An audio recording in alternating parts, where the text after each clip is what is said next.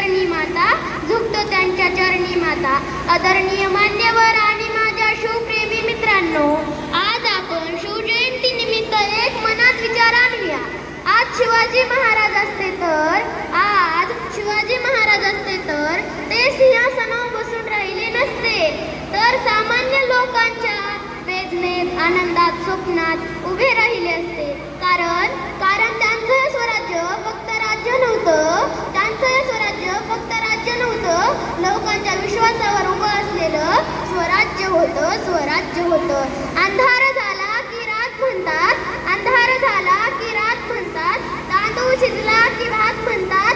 आणि या महाराष्ट्रात रमजाना छत्रपती शिवाजी महाराज माहित नाहीत, त्यांना औरंग्याची औलाद म्हणतात. आज शिवाजी महाराज असते तर त्यांनी तरुणांना हेच शिकवले असते: शिक्षण घ्या, मेहनत करा आणि देशासाठी उपयोगी व्हा. कारण स्वराज्य टिकवायचं असेल तर जबाबदार नागरिक घडवावं लागतं. आज शिवाजी महाराज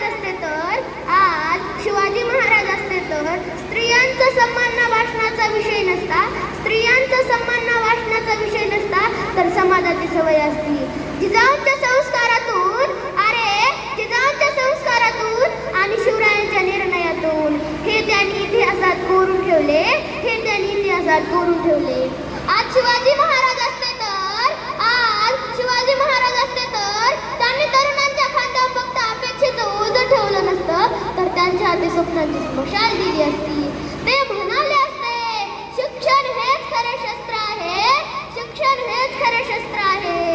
चारित्र्य हीच खरी ताकद आहे. शिवाजी महाराज नसले तरी त्यांचे विचार काळाच्या छाताडावर आजही कोरून ठेवले आहे. ते आपल्याला सतत विचारतात, तुमचं जगन स्वार्थाचं आहे. म्हणूनच आज आपण एक संकल्प घेऊया. आपली वाणी सत्याची असेल